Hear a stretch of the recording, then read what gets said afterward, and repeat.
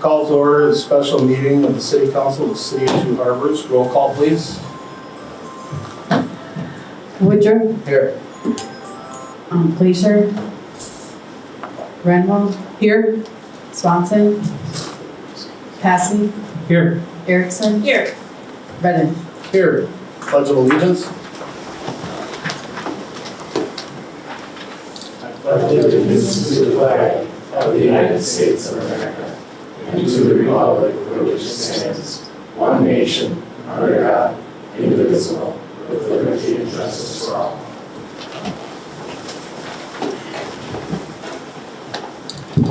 All right. The purpose of this meeting is to consider the requests of the City HRA regarding proposed senior housing developments and to consider options for the acquisition of property and a request for proposals for architectural services for the proposed new liquor store. Number one here, I have considered the recommendation of the Public Affairs Committee to approve the request of the City HRA for the appropriation of certain parcels owned by the City of Two Harbors for the proposed low-income senior housing development. Still move. Second. Discussion on this item? Did you guys kind of discuss this in public affairs? What is low income? I know that can vary nowadays of what meets those guidelines. Are we allowed to have someone from the HRA come speak in a public special could? I think so. I think Thanks. that's what we're here to determine. Okay. Sure. I didn't know if Sure. Please turn the mic on. Yeah, thank you. Thank you. Yes, I'd be happy to address that. What would determine low-income housing would be dependent upon what program we offer, and if it goes through tax credits, which I was guessing that it will, it'd be 60% average median income. So 60% AMI, which is currently, if we have a single person, that's going to be right around $28,000 per year. If it's a family of two, it'd be around $35,000. That's if we go just a straight 60% AMI, which is most likely, give or take. Otherwise, there are very convoluted programs that would include some at 80, some at 60, some at 40, some at 20. So either way, we're going to make sure that it is targeted to low-income housing. It's not going to be a market rate. That would be up to some other developer and some other project, not ours. Is that what our current facility is at as well? No, our current facility is actually at public housing, and what we do is we allow up to 80% AMI, but we have an average of right around 52% AMI is our average. So I did just check it out to make sure that we qualified that way as well, if we chose to do something of that sort, just to kind of eyeball it for ourselves. Sure. Mr. President, Go ahead. since you're here, at our public affairs meeting, we had a really great meeting, and I just wanted to thank you for giving some additional clarity to the proposal and the request. If you could just give us the snapshot version of that we're proposing multiple properties, but there'll only be one that will be. Sure. Could you explain that? More than happy to. Thank you. So there are 3 properties that we listed, and all we're looking to do is actually let the developer end up just utilizing one of those. So immediately after that selection is made, which is actually after the RFQ, so this is within the next 3 months-ish, give or take, especially if we can get the pass today, we can actually get it done within 3 months. That selection will be made, the other 2 will pass back to the city immediately. The third property that we're actually going to be utilizing, we're thinking that it's going to be around probably 5 to 10 acres of land that we're going to be using. And that way, whatever land space we have use of, at the end of the build, depending upon how much space we need, we would give the rest of it back to the city as well. So we're only asking for probably close to 10 acres at most. Okay. Yeah, Public Affairs had a good chance to talk about this and fully supports it. Yeah, could I just, Go ahead. I just want to say that it was a really, really good discussion. It was a really great, better understanding of the process and why the timing was so important right now. And that this is really the heart of what an HRA can do and wants to do, and we had a unanimous recommendation through Public Affairs to bring this forward as the process as you have explained. And thank you for sharing that even though some of the parcels were a larger parcel, that there's probably not a need for the entire parcel to be used, but that there'll be continued discussion on how other potential development in the future could be complement to what that looks like. So I guess we see a lot of great opportunity here. I think that knowing too that we have a county partnership they have work that they've been doing, and even though we're not really collaborating on this, but to understand that there's gonna be other projects that other folks are gonna be working on, that I think that really helps us. And this is just the first step of potentially several in the next several years.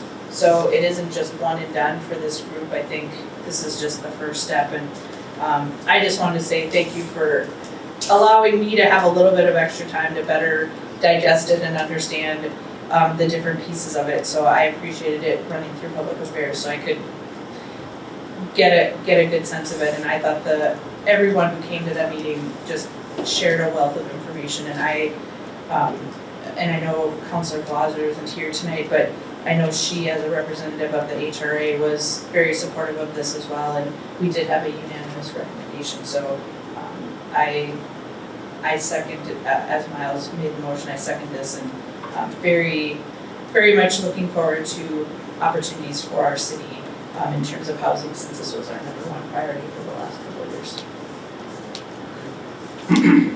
Any other comments? Go ahead, Jackie. I wanted to also thank Mr. Furman too, and all the work that everyone else has done, and I think this is something that is very much needed. And it's exciting to see that we're getting some first steps going, and it's a huge win because, you know, as you even stated in your presentation, that once this is available, then those other houses will become available for other families. So I think it's a great start to addressing our housing situation. Thank you. Go ahead, Derek. I have to say that I was a little concerned that this was not going to the Planning and Zoning Board for review. However, I did review the requirements, and it is allowed in all zonings. The only one is the mixed-use waterfront business requires a conditional use. Undoubtedly, the final plan will have to go to Planning and Zoning for their review. And so anything we do here is still contingent on Planning and Zoning. Exactly, thank you. All right. Any other comments?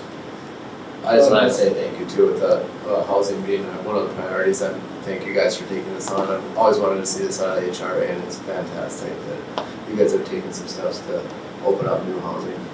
So I appreciate it very much. Thank you. Thank you. We're here to serve the community as much as we can. Thank you for stepping up to do so.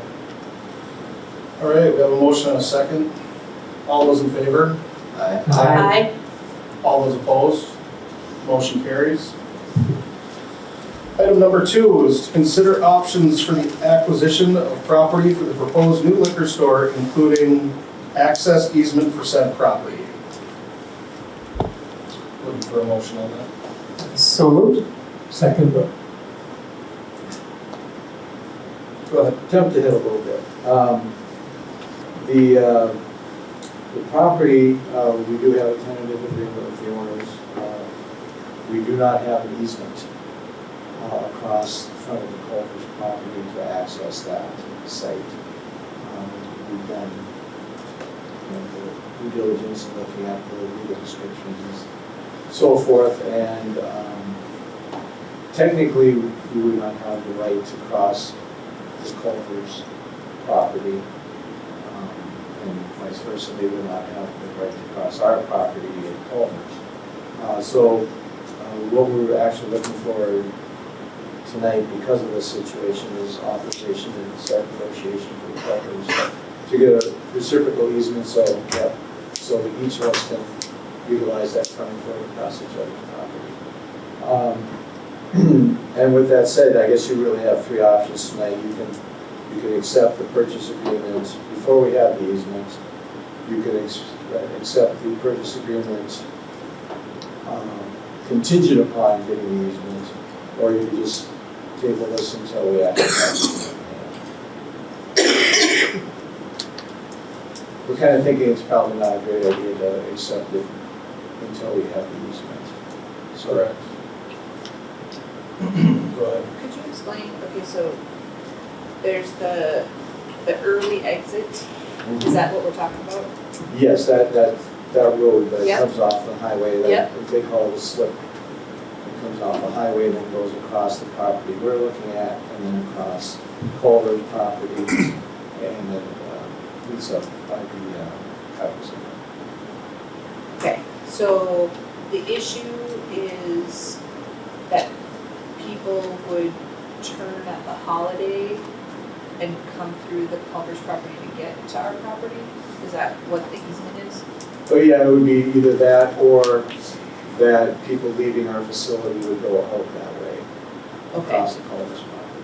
because that current exit, is that city property? No, Is that Culver's property? no. It's the property that we're looking at, Okay, so somebody built that. right? Because all that property used to be in one parcel, that Yep. got divided out Okay. for the different businesses. Okay. If, Oh, sorry. I'm sorry, if there wasn't an easement, is there still access to the property?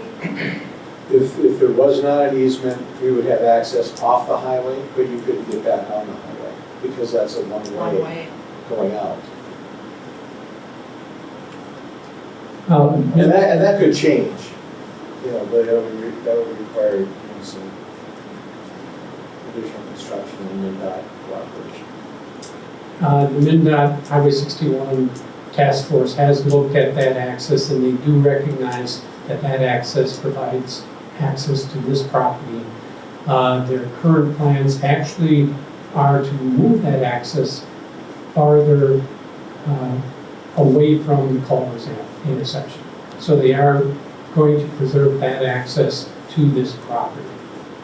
So I don't know whether that will allow them to provide in and out. It will only be one direction. Could you say that again? So where it is right now? The slip ramp, Yep, they're looking at moving that so it's farther away from the intersection of Culver's, yes, the light. That's the current plan. close down the road.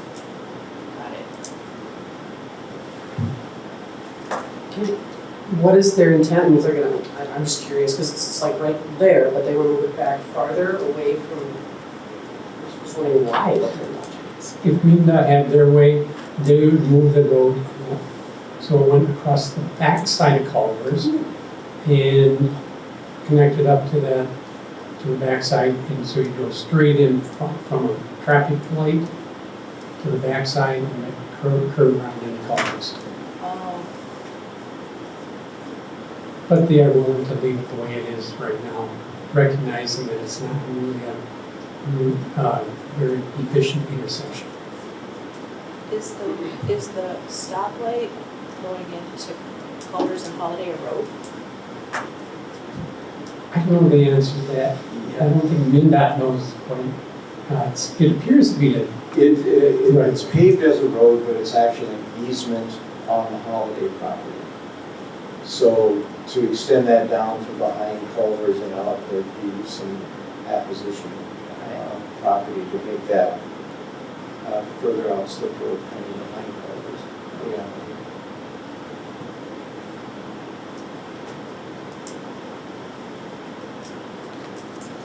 Go ahead. What is the timing of what you just said? Highway 61 reconstruction is, I believe, 2025. 25 to 26. What is the proposed timeline for the restart?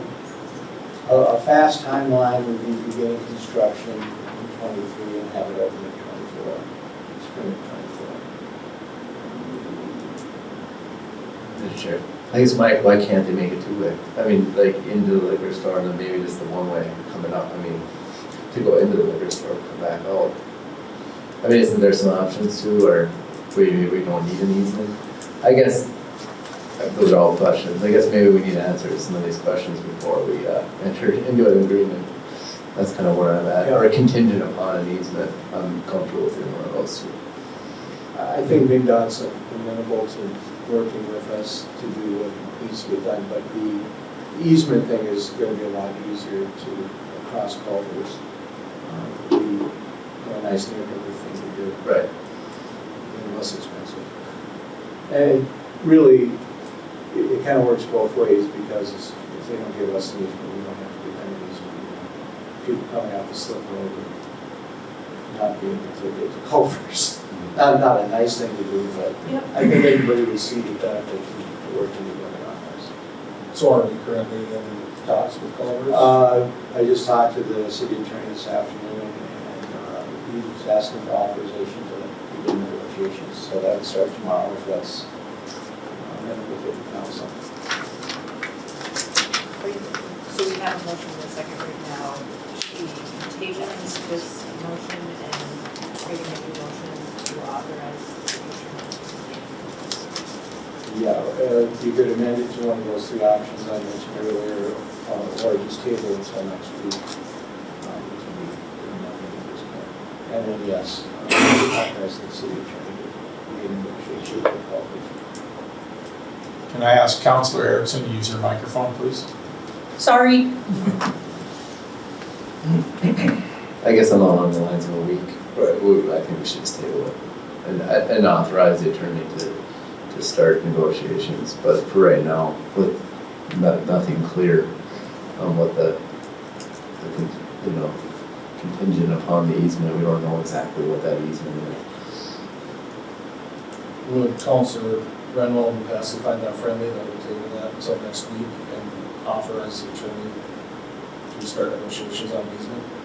Yes. Yeah, the more information we have, the better. So I guess now I'm looking for a motion to authorize the attorney to enter into negotiations on that easement. If I could get a motion in a second on that. Still won't. Second. All those in favor? Aye. Aye. All those opposed? I see none, motion carries.